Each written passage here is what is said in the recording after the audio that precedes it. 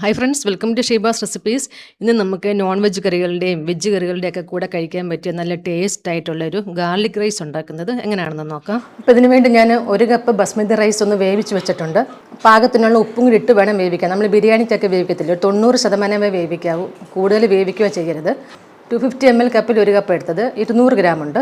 5 cup വെള്ളം ഒഴിച്ച് തിളച്ച് കഴിഞ്ഞിട്ട് പാകത്തിന് ഉപ്പ് ഇട്ടിട്ട് ഈ റൈസ് ഇട്ട് വേവിക്കണം. തിളച്ച് കഴിഞ്ഞിട്ട് തീ കുറച്ച് വെച്ചിട്ട് 90% വേവിച്ചിട്ട് ഒരു അരിപ്പയിലോട്ട് ഇട്ട് വെക്കണം, വെള്ളം പോകാൻ വേണ്ടി. എന്നിട്ട് ഇതുപോലെ ഒരു പ്ലേറ്റിൽ നിരത്തി വെക്കണം, നല്ലതായിട്ട് ഒന്ന് ആറാൻ വേണ്ടി. നിങ്ങളിത് ഫ്രിഡ്ജിലൊക്കെ കുറച്ച് നേരം 2-3 മണിക്കൂർ നേരമൊക്കെ വെച്ചിട്ടുണ്ടാക്കുവാണെങ്കിൽ ഒട്ടിപ്പിടിക്കാതെ ഒന്നേരൊന്ന് തൊടാതെ കിടക്കും. അല്ലെങ്കിൽ നല്ലതായിട്ട് ഇതുപോലെ നിരത്തി ആറിച്ചാലും മതി. അതുപോലെ റൈസ് അരമണിക്കൂർ നേരം ഒന്ന് കുതിർത്തിട്ട് വേണം വേവിക്കാൻ. അപ്പോൾ പാനിലോട്ട് 1.5 ടേബിൾ സ്പൂൺ നെയ്യ് ഒഴിച്ചു കൊടുക്കാം. നെയ്യൊന്ന് ചൂടാകുമ്പോൾ 1/4 ടീസ്പൂൺ ജീരകം ഇട്ട് കൊടുക്കാം, ചെറിയ ജീരകം ഒന്ന് പൊട്ടി വരട്ടെ. ഇനി ഇതിലോട്ട് ഈ വെളുത്തുള്ളി പൊടിയായിട്ട് എരിഞ്ഞത് ഇട്ട് കൊടുക്കണം. ഞാനിപ്പം മീഡിയം സൈസിലെ 10 വെളുത്തുള്ളി പൊടിയായിട്ട് എരിഞ്ഞിട്ടുണ്ട്. അരിഞ്ഞു വന്നപ്പം 1.5 ടേബിൾ സ്പൂൺ ഉണ്ട്. അപ്പോൾ ജീരകമൊക്കെ ഒന്ന് മൂത്തിട്ടുണ്ട്. ഇനി ഈ വെളുത്തുള്ളി ഇട്ട് കൊടുക്കാം.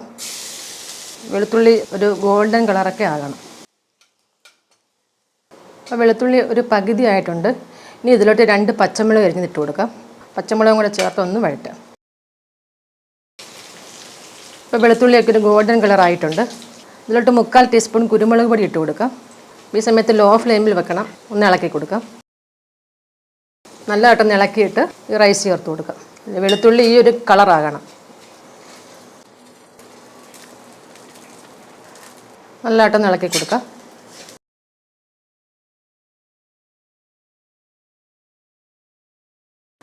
മീഡിയം ഫ്ലെയിമിൽ വെച്ചിട്ട് 1-2 മിനിറ്റ് നേരം ഒന്ന് ഇളക്കാം, ഒന്ന് ചൂടാകട്ടെ ഇത്. അപ്പോൾ ജീരകം ഇഷ്ടമില്ല എന്നുണ്ടെങ്കിൽ ഇടണ്ട, കുഴപ്പമില്ല. പക്ഷേ ജീരകമൊക്കെ ചേരുമ്പോൾ നല്ലൊരു ഫ്ലേവറാണ്. ഇതിപ്പോൾ കുറച്ചൊന്ന് ചൂടായിട്ടുണ്ട്. ഇതിലോട്ടൊരു മീഡിയം ലെമണിൻ്റെ പകുതി ഒഴിച്ചു കൊടുക്കാം. ഒരു 3/4 ടീസ്പൂൺ തൊട്ട് 1 ടീസ്പൂണൊക്കെ അത്രയും മതി. അതുപോലെ 1/2 ടേബിൾ സ്പൂൺ ബട്ടർ. ബട്ടർ ഇഷ്ടമില്ല എന്നുണ്ടെങ്കിൽ നെയ്യ് ഒഴിച്ചാലും മതി. കുറച്ച് മല്ലിയിലയും കൂടി ഇട്ട് കൊടുക്കാം. അതുപോലെ ഈ സമയത്ത് ഉപ്പ് നോക്കണം, വേണമെന്നുണ്ടെങ്കിൽ പോരാത്ത ഉപ്പും കൂടെ ചേർത്ത് കൊടുക്കാം. എല്ലായിട്ടൊന്ന് ഇളക്കിയെടുക്കാം. മീഡിയത്തിനേക്കാട്ടിലൊക്കെ ഇച്ചിരി കൂടി കൂട്ടി വെക്കാം ഫ്ലെയിം. പെട്ടെന്നൊന്ന് ഇളക്കിയെടുക്കണം.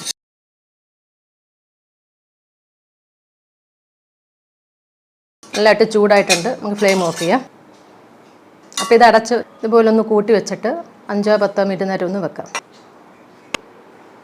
ഇനി നമുക്കൊന്ന് ഇളക്കി സെർവ് ചെയ്യാം. ഈ സമയത്ത് ഫ്ലേവറൊക്കെ ഇതിൻ്റെ നല്ലതായിട്ട് ആയിട്ടുണ്ടായിരിക്കും.